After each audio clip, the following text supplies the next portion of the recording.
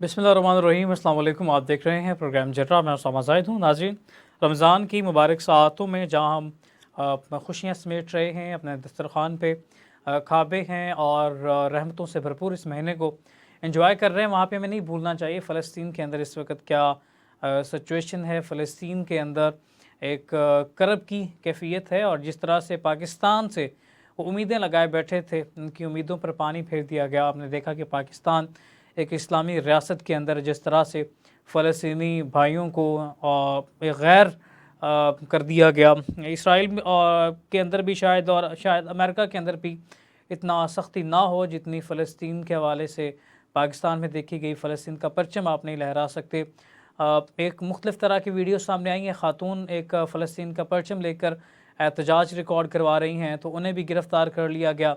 PSL matches के दरमियान हमने देखा कि कुछ नौजवान फ़लस्तीन के परचम लेकर आए, उनसे परचम छीन लिए गए, उन्हें ग्राउंड से बाहर निकाल दिया गया। ये पाकिस्तान के अंदर बड़ी अफसोसनाक सूरत हाल है। जमात इस्लामी के सेनेटर मुश्ताक अहमद कल एहतजाज से वापस आ रहे थे, उनकी फैमिली साथ थी, तो पुलिस की जानिब से बदतमीज़ी की गई। वीडियोस बनाना शुरू की गई, तो बाद में ये कहकर चले गए कि हम दोबारा वापस आएंगे। ये है फ़लस्तीन और ये है पाकिस्तान और ये है इसराइल और ये है इस्लामी ममालिक का चेहरा। पाकिस्तान को तमाम इस्लामी ममालिक का झूमर कहा जाता है, क्योंकि पाकिस्तान वाहिद इस्लामी एटमी पावर है। तो पाकिस्तान के अंदर फ़लस्तीनियों के लिए इस तरह का रवैया होना एक काबिल अफसोस है और काबिल मज़म्मत है। और जब तक पाकिस्तानियों के दिल धड़कते रहेंगे, आप पाकिस्तानियों को दूर नहीं कर सकते अपने फ़लस्तीनी भाइयों से। रियासत हमारी कसूरवार है, लेकिन फ़लस्तीनी भाइयों को हम बता देना चाहते हैं कि हमारी कौम का, हमारे बच्चों का दिल आपके लिए धड़कता है। हम आज भी, हमारे अंदर वो जज्बा क़ुव्वत, जज्बा इंसानियत और मुसलमानियत मौजूद है कि हम आज भी आपके साथ खड़े हैं। और काश कि हमारी रियासत को भी ये ख़्याल आता, और काश हमारी रियासत भी इस चीज़ की दाई होती। और इकबाल का वो शेर, अख़ुव्वत इसको कहते हैं, चुभे कांटा जो काबल में, तो हिंदुस्तान का हर पीरो जवां बेताब हो जाए। तो अख़ुव्वत का दर्स देने की ज़रूरत। इस तमाम तर सूरत हाल पर बात करेंगे। फ़लस्तीन की इस सूरत हाल पर पाकिस्तान का एक जिस तरह से कह सकते हैं मकरू किरदार, माज़रत के साथ, इस हवाले से पाकिस्तान के अंदर मुख्तलिफ़ पार्टीज़ के रहनुमा इस हवाले से क्या इज़हार ख़याल करते हैं। पाकिस्तान राय हक पार्टी के रहनुमा मरकज़ी जनरल सेक्रेटरी अतर अवान साहब इस वक्त हमारे साथ मौजूद हैं। पाकिस्तान तहरीक इंसाफ़ के रहनुमा काजी दोस्त मोहम्मद इस वक्त हमारे साथ मौजूद हैं। अतर अवान साहब, फ़लस्तीन के हवाले से आप सिचुएशन देख रहे हैं। पाकिस्तान के अंदर आप परचम नहीं लहरा सकते, जुलूस नहीं निकाल सकते, एहतजाज रिकॉर्ड नहीं करवा सकते, और ईमान की सबसे आखिरी हद कि दिल से बुरा समझना और उसका इजहार करना, वो भी आप नहीं कर सकते। तो पाकिस्तान किस तरफ जा रहा है?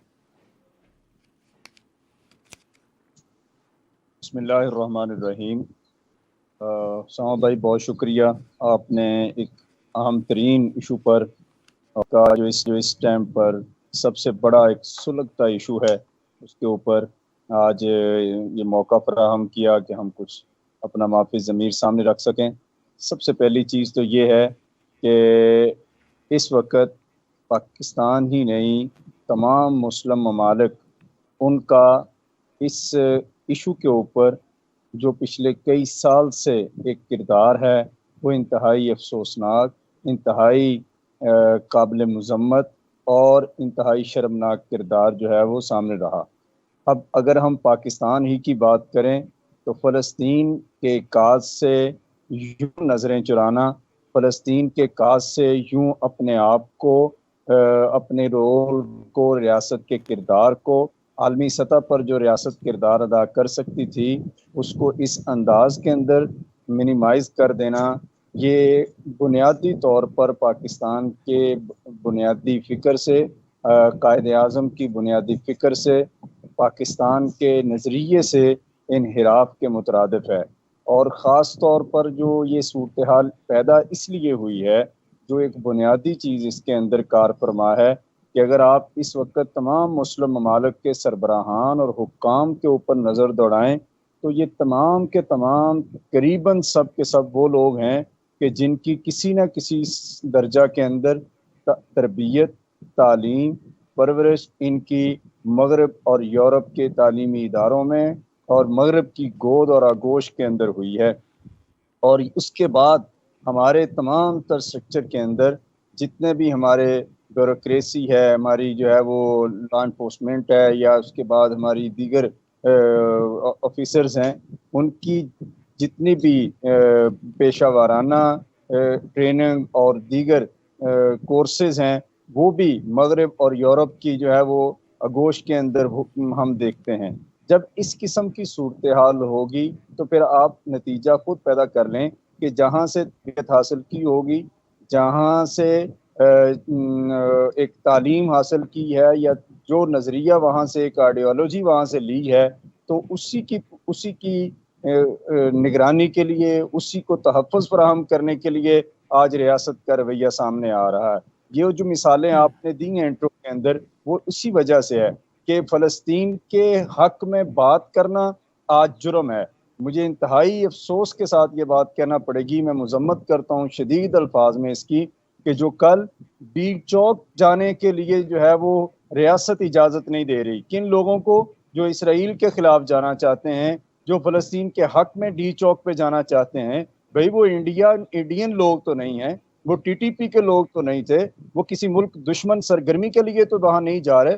ڈی چوک اور بہت ساری سیاسی گرمیوں، سیاسی سرگرمیوں کے لیے دیا جا سکتا ہے، کھولا جا سکتا ہے، وہاں پر قبریں کھودی جا سکتی ہیں، وہاں پر جناب شلواریں لٹکائی جا سکتی ہیں، لیکن کیا فلسطین کا پرچم ڈی چوک پہ نہیں لہرایا جا سکتا؟ کس بالکل بالکل اطہر سوچ، صاحب، آپ یہ ہم نے دیکھا اس سے شرمناک پہلے اس شہر اقتدار کے اندر اس طرح کی ویڈیوز سامنے آئیں کہ وہاں پہ اسرائیل کا پرچم لہرائے اور ایک خیمہ لگائے، وہاں پہ شخص بیٹھا ہے۔ تمہارے بڑے برادر دوست پاکستان نظریاتی پارٹی کے چیئرمین شہید حیدر سیالوی صاحب نے وہاں پہ گئے، اٹیک کیا، وہاں پہ اس اسرائیلی پرچم کو نہ صرف پھاڑا بلکہ پاکستان زندہ باد کے نعرے بھی لگائے اور ایک پیغام دیا وہاں پہ کہ پاکستان کسی صورت بھی اسرائیل کو تسلیم نہیں کرتا۔ لیکن افسوس کا مقام ہے کہ شہید حیدر سیالوی صاحب کو تو نظر آ گیا وہاں پہ اسرائیل کا پرچم لہرائے، ایک وہاں پہ شہر اقتدار کے اندر بیٹھا ہوا ہے، لیکن پاکستان کے حساس اداروں کو نظر نہیں آیا،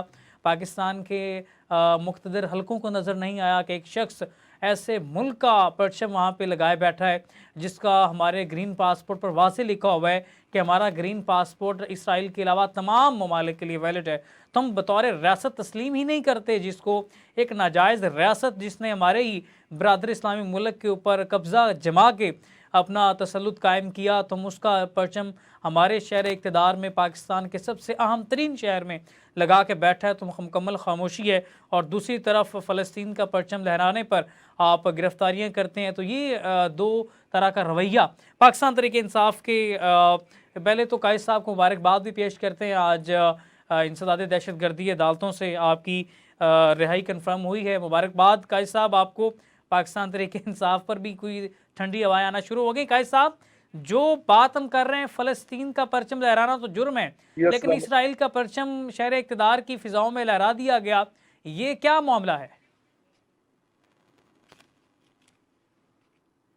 السلام علیکم اسامہ، بہت بہت شکریہ آپ نے پروگرام میں مجھے مدعو کیا۔ اسامہ، یہ ٹاپک بڑا سینسیٹیو ہے اور اس پہ بات چیت کرنا ایمان کی تازگی میں سمجھتا ہوں۔ اس وقت پوری دنیا میں مسلمان جو فلسطین کے بارے میں جو ظلم و ستم ہو رہا ہے، اور پھر اسپیشلی پاکستان میں جو حکومت وقت کا جو طریقہ کار اپنایا جا رہا ہے، اس سے ہر مسلمان، ہر پاکستانی دکھی ہے۔ پوری دنیا اس وقت اقتصادی اور سماجی مسائل کا سامنا ہے پوری دنیا کو، اور ہر ملک اقتصادی طور پر مضبوط ہونے کے لیے، معاشی طور پر مضبوط ہونے کے لیے کسی بڑے سہارے کو اپنے پاس رکھنا چاہتا ہے۔ اس میں اسرائیل اقتصادی اور معاشی طور پہ ایک بہت بڑی ریاست ہے، ایک بہت بڑا، جو جس کو ہم ایک ناجائز ریاست سمجھتے ہیں۔ اب میں اس بات کو اگر ایک کڑی بناؤں گا تو آپ کہیں گے کہ یہ کسی اور چیز سے اس کو جوڑ رہا ہے، لیکن یہ حقیقت ہے کہ پاکستان میں جو رجیم چینج آئی تھی، یہ بھی ایک اسی چیز کا حصہ ہے۔ اسرائیل نے پوری دنیا میں پورے ممالک کو اپنی دسترس میں رکھنے کے لیے اور خود کو منوانے کے لیے کہ مجھے تسلیم کیا جائے، اب سعودی عرب کو دیکھ لیں، آپ کویت کو دیکھ لیں، دبئی کو دیکھ لیں، وہ ریاستیں وہ حکومتیں انہوں نے اسرائیل کو ایکسیپٹ کیا اور ایکسیپٹ کرنے کی طرف جا رہی ہیں. ان میں ایک پاکستان بھی ہے کہ جہاں فلسطین کے لیے مجھے یاد ہے کہ ہم تحریک انصاف تو نہیں, میں تحریک انصاف کا حصہ ہی تھا, لیکن چونکہ میں ایک ایمان کی تازگی اور بحیثیت مسلمان جماعت اسلامی کے بہت بڑے فنکشنز ہوتے تھے یا دوسری جو دینی جماعتیں جب روڈوں پہ فلسطین کے حق میں نکلتی تھی تو میں اس کا حصہ رہتا تھا, اس لیے کہ ہر مسلمان یہ چاہتا ہے کہ وہ فلسطین کے لیے کھڑا ہو, وہ بیت المقدس کے لیے کھڑا ہو. لیکن بدقسمتی سے میں اپنی زندگی میں, اپنی 46 سالہ زندگی میں پہلی دفعہ دیکھ رہا ہوں کہ آپ فلسطین کی بات نہیں کر سکتے, آپ فلسطین کا جھنڈا لہرا نہیں سکتے, آپ فلسطین کے بارے میں کچھ کہہ نہیں سکتے. اور اگر میں اسرائیل کی اس وقت آپ کے اس پروگرام میں اینٹ کی اینٹ بجا دوں اور اس کے لیے کوئی اچھے القابات سے میں اس کو مخاطب نہ کروں, ہو سکتا ہے کہ آپ کے پروگرام کے لیے کے بعد مجھے اٹھا لیا جائے, کیونکہ اس وقت جو ہماری حکومت ہے جس کو ہم مینڈیٹ چور حکومت کہتے ہیں, یہ لائی اسی لیے گئی ہے, یہ لائی اسی لیے گئی ہے کہ ہم فلسطین کا نام ہی نہ لیں اور ہم اسرائیل کو اپنا بگ باس سمجھیں. اب اسرائیلی مصنوعات کی ایک طرف بائیکاٹ تو چھوڑیں, آپ کرکٹ دیکھ لیں کہ کرکٹ میں مین سپانسر انہوں نے KFC کو رکھا, اور اللہ نے جب کسی کو ضلالت دینی ہوتی ہے, آپ دیکھ لیں کہ عوام نے جس طریقے سے فلسطین کے نعرے میچوں میں لگائے, ان کے جھنڈے لہرائے, ان کو پر تشدد ہوا, ان کو جیلوں میں بند کیا گیا, تھانوں میں بند کیا گیا. آخر میں آپ دیکھ لیں کہ جب مہمان خصوصی انعامات دیتا ہے تو اللہ نے کس طریقے سے فلسطین کا نام بلند کیا اور پاکستانیوں کو پوری دنیا میں عزت دی. میں دبئی میں, اور میرے فلسطین کے بہت اچھے دوست ہیں جو دبئی میں میرے ساتھ مل کر کام کرتے تھے, ان سے میرا رابطہ ہوتا ہے. وہ پاکستانی عوام سے خوش ہیں لیکن پاکستانی گورنمنٹ سے بہت نالا ہیں. وہ فلسطینی دوست جو دبئی میں کام کر رہے ہیں, بالکل. ان کا دل مسلمانوں کے لیے, پاکستانیوں کے لیے دھڑکتا ہے. اچھا اطہر لیکن صاحب, ایک پاکستانی گورنمنٹ بڑا سے وہ بڑے پوائنٹ ہائی سختہ لائٹ ہو کیا ہے قاضی صاحب نے, ہم اسی گفتگو کو لے کر آگے بڑھیں گے. پاکستان نہ چھوڑ کے تمام امت مسلمہ کی بھی خاموشی اس پر بھی سوالیہ نشان بنتا ہے. قبلہ اول کو سینوں سے جدا تو نہیں کیا جا سکتا. قبلہ اول ہمارے جہاں تک ایمان کا حصہ ہے, انبیاء کی سرزمین کہا جاتا ہے یروشلم کو اور فلسطین کو. اس خطے کی اہمیت بہت زیادہ ہے. آنے والے وقت میں بھی عالم اسلام کے لیے حضرت امام مہدی کا ظہور ہے, اس کو دیکھ لیں, اور آگے جتنے بھی اسلام کے جو فیوچر پوائنٹس ہیں وہ سارے لنک کرتے ہیں اسی سرزمین کے ساتھ. عراق, شام اور خراسان اور یہی فلسطین, یہ سارا خطہ بڑا اہمیت کا حامل ہے. لیکن پاکستان جیسی ریاست اگر مسلمانوں سے اس طرح سے پاکستانیوں کے دلوں سے نکال کے سائیڈن کرنا چاہتی ہے, میرے خیال میں تو ممکن نہیں ہے. تو یہ زور زبردستی یہ کس کی ایما پر کی جا رہی ہے؟ آپ سمجھتے ہیں کہ انٹرنیشنل اسٹیبلشمنٹ مکمل طور پہ حاوی ہو چکی ہے پاکستان کے اندر؟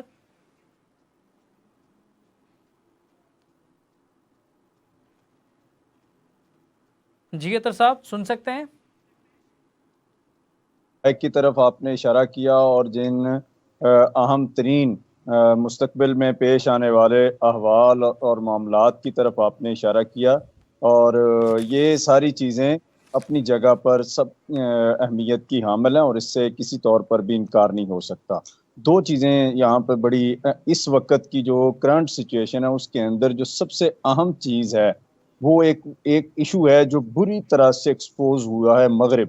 جو بری طرح سے ایکسپوز ہوا ہے وہ طبقہ جنہوں نے اس چیز کو اپنا نیریٹو بنایا تھا اور اپنا بیانیہ بنا کے اس کے اوپر انہوں نے بہت زیادہ موومنٹ پیدا کی تھی کہ انسانیت بڑا دین ہے, انسانیت سب سے بڑا دین ہے. انسانیت کے نام کے اوپر اور بہت زیادہ اس کے اوپر چیخو پکار اور روبیلا کیا گیا, اور انسانیت کے نام پر, دہشت گردی اصطلاح ٹرم کے نام پر جو کچھ دنیا میں ہوا وہ سامنے. لیکن اس وقت یہ ساری صورتحال جو اس کرنٹ سچویشن میں سب سے زیادہ جو قابل فکر, قابل تشویش صورتحال وہ یہ ہے کہ جو کچھ غزہ میں ہو رہا ہے, جو کچھ فلسطین میں ہو رہا ہے, ہاسپٹلز کے اوپر بمباری ہے, عوامی آبادیوں کے اوپر جو ہے وہ بمباری ہے, پھر بچے ذبح ہو رہے ہیں, عورتیں ذبح ہو رہی ہیں, بوڑھے ذبح ہو رہے ہیں, لوگ بھوک سے مر رہے ہیں. کئی بارش کے اندر میتیں پڑی ہیں، اٹھانے والا کوئی نہیں، سڑک کنارے قبریں بنائی جا رہی ہیں، پرسان حال کوئی نہیں، خوراک وہاں نہیں پہنچ رہی۔ اسرائیل پوری ڈٹائی کے ساتھ کہہ رہا ہے کہ ہم وہاں پر خوراک کی بھی بندش کریں گے۔ سوال یہ ہے کہ وہ تمام دنیا جو انسانیت کے نام پہ آج تک چورن بیچتی رہی ہے، کیا غزہ والے انسان نہیں ہیں؟ کیا غزہ کے اندر جو ہے وہ جو انسانیت کا بدترین قتل عام اس صدی کے اندر اس دور میں ہو رہا ہے، اس کے اوپر کب لوگ سوچیں گے؟ آخر کون سی ایسی اصطلاح ہے جو انسانیت کے حوالے سے ان کے اوپر امپلیمنٹ نہیں ہوتی؟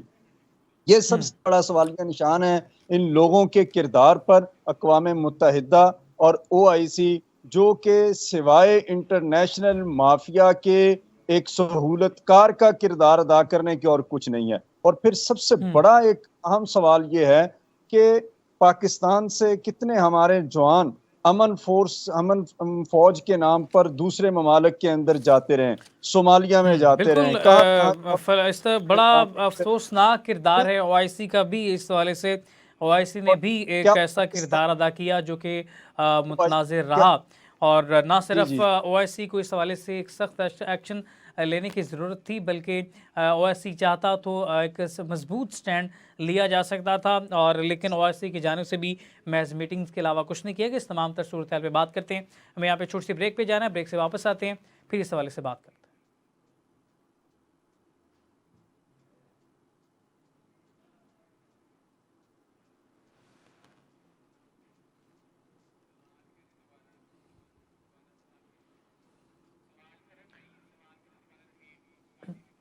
جی قاضی صاحب دوست ہمارے ساتھ موجود ہیں۔ قاضی صاحب، OIC کا جو معاملہ ہے، OIC کے کردار کے حوالے سے آپ کیا کہیں گے؟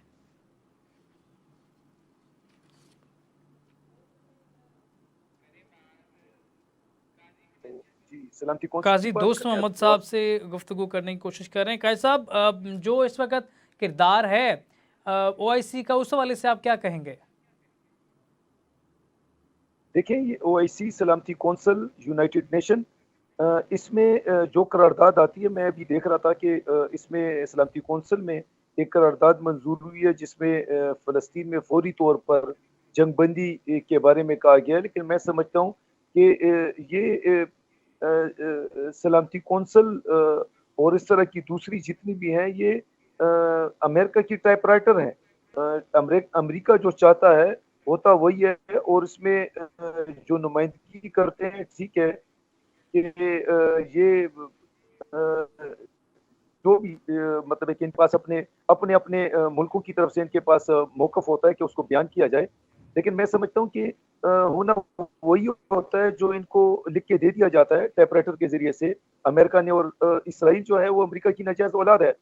اب اس میں جو بھی طے ہوتا ہے، آپ دیکھ لیں کہ مین چیز یہ ہونی چاہیے کہ غزہ میں جنگ بندی کے ساتھ ساتھ اس مسئلے کا فوری حل ہونا چاہیے، اور اس کا فوری حل میں سمجھتا ہوں کہ عام زبان میں کہتے ہیں کہ مسئلہ فلسطین بن گیا۔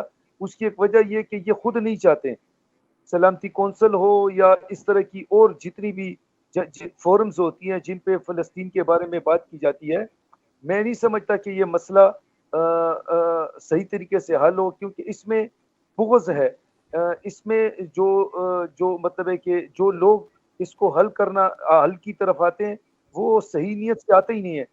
وہ لوگ بیٹھے ہوتے ہیں جو پے رول پہ ہوتے ہیں امریکہ کے، اور امریکہ نے اور اسرائیل نے یہ تہیہ کر لیا ہے پچھلے کئی سالوں سے کہ انہوں نے فلسطین کو دیوار کے ساتھ لگا کر انہوں نے اس مسئلے کو حل کر دینا ہے، اور اپنے حق کے لیے، پاکستان ہو یا پاکستان کے ساتھ جتنی بھی دوسری کنٹریز ہوں، ان کو انہوں نے اندرون خانہ ان کو رام کر لیا ہے۔ اور وہ طریقہ کیا ہے؟ حکومتیں چینج ہوتی ہیں، لوگ چینج ہوتے ہیں، ان کے اپنے طریقہ کار ہوتے ہیں، ان کے اپنے اب بڑے افسوس کی بات یہ ہے، جو میرا ذاتی تجربہ ہے، کہ وہ اسلامی ممالک ہمارے قریبی کہ وہ اسرائیل کے آج کل بڑے چمچے بنے ہوئے ہیں، امریکہ کے بنے ہوئے ہیں، اور وہ لوگ سفارشیں کر رہے ہیں، نہ صرف پاکستان بلکہ پاکستان تو الحمدللہ ایک ایٹامک کنٹری ہے، بڑی سخت ان کو ضرورت ہے اس چیز کی کہ پاکستان اسرائیل کو تسلیم کرے، ان کا پاکستان پہ بڑا دباؤ ہے، لیکن کچھ اور اسلامی ممالک ایسے ہیں جن میں وہ ممالک، عرب ممالک جو ان کے چمچے بنے ہوئے ہیں، اسرائیل کے، امریکہ کے چمچے بنے ہوئے ہیں، اور وہ مفاہمت کے لیے آگے بڑھ رہے ہیں. اسرائیل کی سفارشیں کی جاتی ہیں، اسرائیل کے بارے میں کہا جاتا ہے کہ آپ اس کو تسلیم کریں، آپ اقتصادی اور سماجی طور پر مضبوط ہو جائیں گے، اور اس طرح کی اور بہت ساری چیزیں. تو فلسطین جو ہے، ایک تو ہمارے اپنے اسلامی کنٹریز میں بالکل اتفاق نہیں ہے. جو بھی عالم اسلام کو متحد کرے گا، اس کو ایک پلیٹ فارم پہ لے کر آئے گا، چاہے وہ طیب اردگان ہو، مہاتیر محمد ہو یا عمران خان ہو، اس کو راستے سے ہٹا دیا جائے گا. یا کوئی ایسا اور شخص اللہ کرے کہ وہ آئے، ایک لیڈر جو عالم اسلام کو متحد کرے. یہ جو امریکن لابی ہے، جو پاکستان میں بھی ہے اور پوری دنیا میں بھی ہے، وہ ان ٹھیک ہے، کو رہنے نہیں دے گی. اب انہوں نے کسی بھی طرح سے، اللہ ٹھیک نہ ہے، کرے، اسلام کے بچے موجود ہیں ٹھیک ہے، جو ٹھیک ہے اسرائیل. قائد صاحب، اس تمام تر صورتحال پہ بات کرتے ہیں. میں یہاں پہ چھوٹی سی بریک لینی ہے، بریک سے واپس آتے ہیں.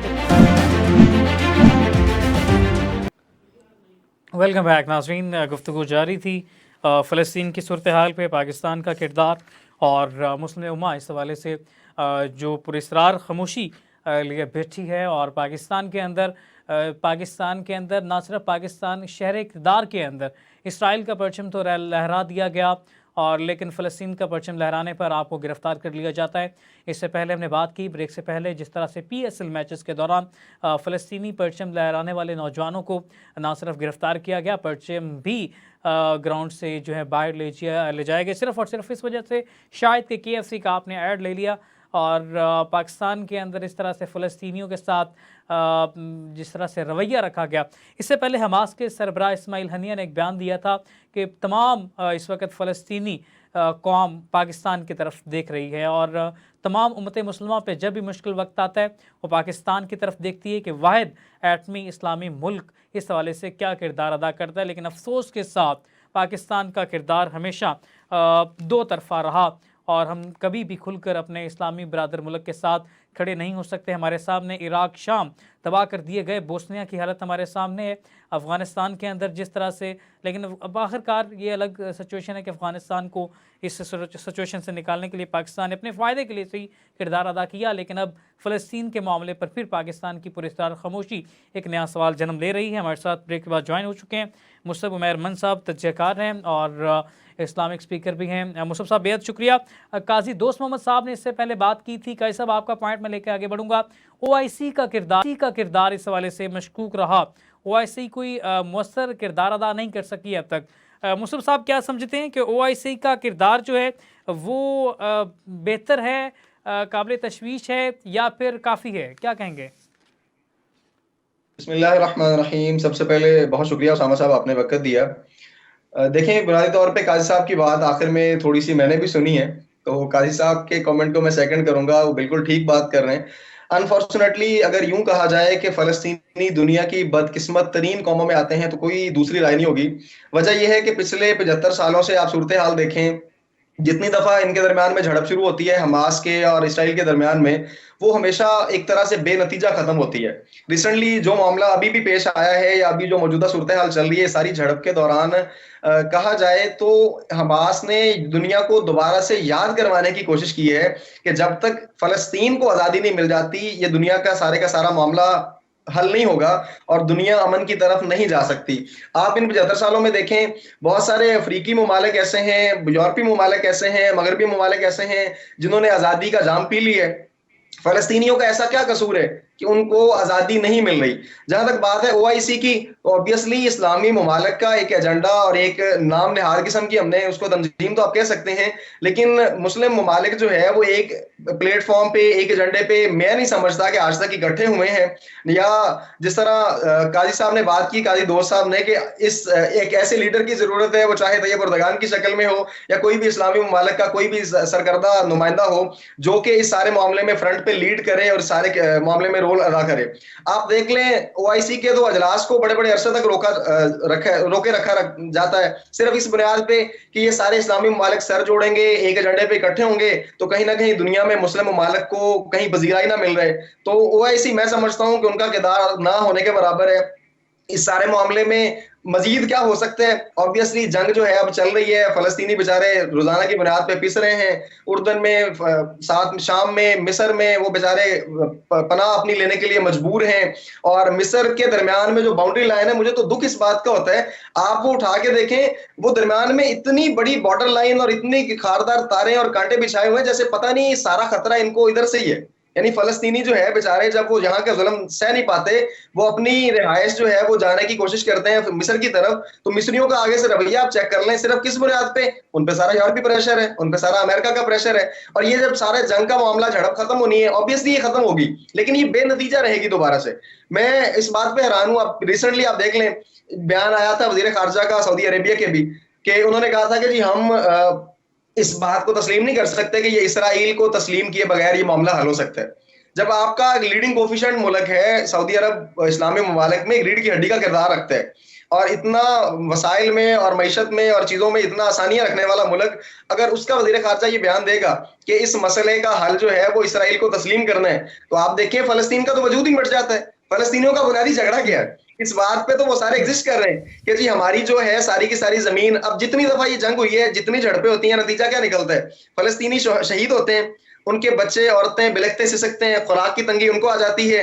نتیجتاً کیا ہوتا ہے کہ وہ اسرائیلی جو ہیں وہ مزید کوئی زمین کا اور ایک ٹکڑا غصب کر لیتے ہیں، اور ایٹ دا اینڈ بات ختم ہوتی ہے تو اقوام متحدہ ایک ایسا ریزولوشن پیش کر دیتی ہے جس میں ساری کی ساری لان تان پھر حماس کے حصے میں آ رہی ہوتی ہے.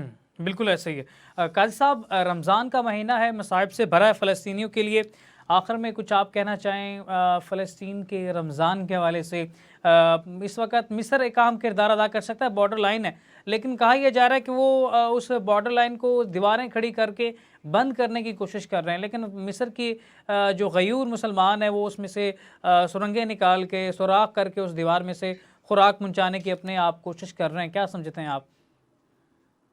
بالکل اسامہ، آپ ٹھیک کہہ رہے ہیں. جو مصر ہے یہ بڑے جنگجو لوگ ہیں، اور میرے بے تحاشا دوست ہیں مصر میں، اب بھی میں ان سے رابطہ میں ہوں، اور باقاعدہ میرے ایک شاگرد مجدی حسین محمد سلیمان سے میرا رابطہ ہے. وہ ایک مجاہد آدمی ہے، اس سے بڑی چیزیں ملتی ہیں. جب خلافت عثمانیہ کا اختتام ہوا تو اس کے بعد برطانیہ اور امریکہ نے خصوصی طور پہ مصر کے اندر اپنے پوری اجارہ داری قائم کر لی ہے. ان کی گورنمنٹ میں اور ان کے خفیہ اداروں میں 100% ان کے لوگ ہیں.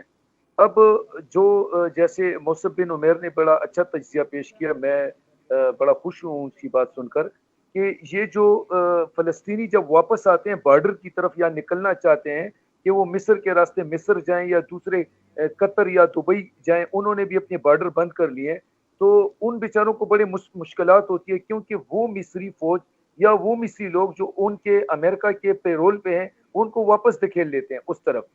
اب رمضان کا مہینہ ہے، ہمارا دل جو ہے وہ حقیقی معنوں میں بڑا دکھی ہے اپنے فلسطینی بھائیوں کے لیے، کیونکہ ہم پاکستانی جو ہے ہمیں اسلامی انتہا ہے. ہم کسی بھی صورت اسلام کے معنوں میں ہم خاموش نہیں رہ سکتے. ہم اسلامی بھائیوں کے لیے اپنی جان، اپنا دل، اپنی آنکھیں جو ہے فرش رکھنا چاہتے ہیں کہ ان کی کسی طریقے سے مدد کریں. لیکن اس وقت صورتحال اسامہ یہ ہے کہ ہماری جنگ صرف دعاؤں تک ہے. میں کل جمعے کے دن مسجد میں بیٹھا ہوا تھا اور مولانا صاحب دعا کر رہے تھے اور بڑی تفصیلی دعا، اور دعا میں گڑگڑا کے رو رہے تھے. تو میں ساتھ میں یہ بھی سوچ رہا تھا کہ الحمدللہ دعائیں کا بڑا اچھا نتیجہ نکلتا ہے، لیکن دعاؤں کی ہی ہم جنگ لڑ رہے ہیں اس وقت. ہم صرف دعائیں کر رہے ہیں، دعاؤں کے علاوہ ہم اپنے فلسطینی بھائیوں کے لیے کچھ نہیں کر سکتے. لیکن میں پھر بات کو اس طرف لے کے جاؤں گا کہ رجیم چینج ہی اصل وجہ تھی پاکستان کے اندر. یہ معاملہ آنا تھا، ان کو پتا تھا کہ غزہ میں ہم نے کارروائی کرنی ہے، رجیم چینج لائیں گے تاکہ پاکستان کے اندر ایک کٹ پتلی حکومت ہو جو عوام کو بھی کنٹرول رکھے اور صرف عوام کو دعاؤں تک چھوڑ دے. ہمارے وہ لوگ دیکھیں سابقہ جتنے بھی آپ جہاں پہ اسلامی کنٹریز کو مسئلے مسائل ہوئے ہیں، ہمارے اسلامی بھائی جو ہے وہ جوگ در جوگ جو ہے جہاد کے لیے شرکت کرتے رہے. اب تو انہوں نے جہاد کا ایک کنسپٹ ہی ختم کر رہے ہیں، وہ نام ہی نکال رہے ہیں کہ کوئی جہاد کے بارے میں یا فلسطینی بھائیوں کی مدد کے لیے کوئی بات ہی نہ کر سکے. تو اللہ بہتر کرے، ہم تو دعائیں کر سکتے ہیں اسامہ، دعاؤں کے علاوہ تو ہمارے پاس اور کچھ ہے ہی نہیں ہے. अल्लाह हमारे भाइयों के हक में हमारी दुआएं कबूल व मंजूर फरमाए। दिल उदास है और हमारे पाकिस्तान में सबसे बड़ा पाकिस्तान अवाम इस वक्त मुकम्मल तौर पर पिसी हुई है महंगाई से, और इतना दर्द जितना फलस्तीनी भाइयों के लिए इतना लोग अपने आप पर सह रहे हैं, लोग अपने बच्चों के लिए, अपने अजीज़ व अकारब के लिए, अपनी फैमिली के लिए परेशान हैं।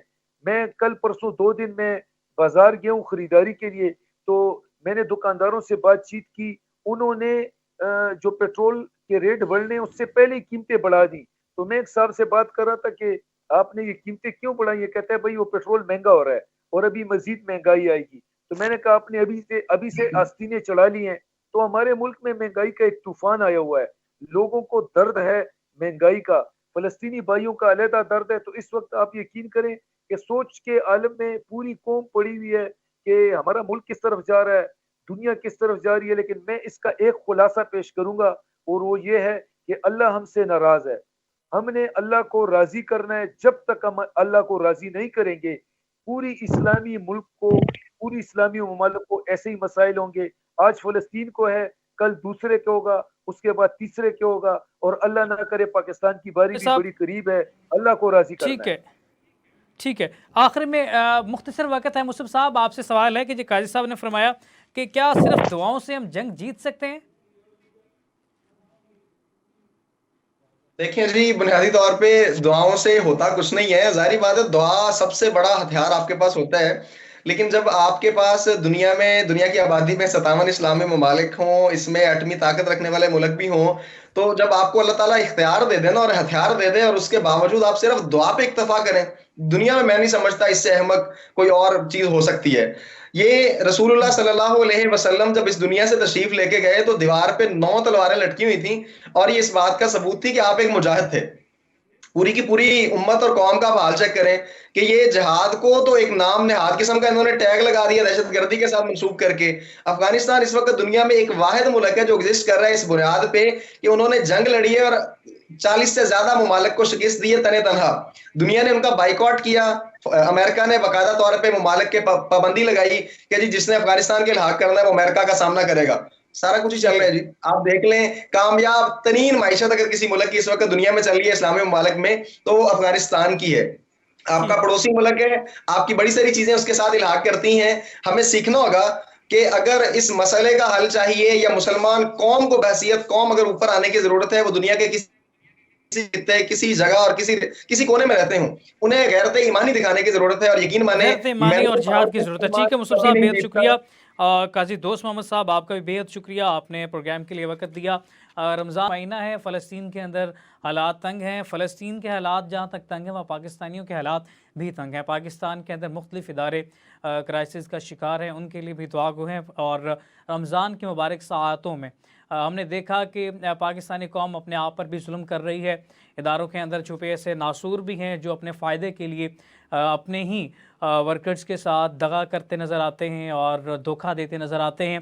हमने देखा कि रमज़ान के मुबारक साआतों को जिस तरह से उसके अंदर तज़लील की जाती रही है, तो ये भी काबिले अफसोस है। और फ़लस्तीन की जहाँ पे सूरत हाल की हम बात करते हैं, वहाँ पे पाकिस्तानियों के हालात भी काबिल मज़म्मत हैं। आप प्रोग्राम के आखिर में एक आपके लिए पैगाम है कि अपने पड़ोसियों के हकूक़ का ख्याल रखें इस रमज़ान के महीने में, और अपने अज़ीज़ व अक़ारब का ख्याल रखें, अपने वर्कर्स का ख्याल रखें, और अपने मतहत काम करने वालों का भी ख़ास ख्याल रखें। ये ना हो कि आपके रवैये की वजह से, आपकी दोगली पॉलिसियों की वजह से कोई आपके वर्कर्स आपके साथ इस वक्त नाराज़गी का इजहार करें और आपकी कुछ पॉइंट्स की वजह से आपके साथ नाराज़गी का इजहार करें। ये काबिल अफसोस अमल है। इस हवाले से भी रमज़ान की मुबारक सातों में काम करने की ज़रूरत है, और रमज़ान का महीना हम तमाम लोगों के लिए फ़ायदा मंद साबित हो, और रमज़ान का महीना तमाम पाकिस्तानियों के लिए मुबारक साबित हो। और दुआ गो है कि अल्लाह पाक सब के लिए रमज़ान इस हवाले से मुबारक करे। इसी के साथ अपने मेज़बान उसामा ज़ाहिद को दीजिए इजाज़त। अल्लाह ने के पान।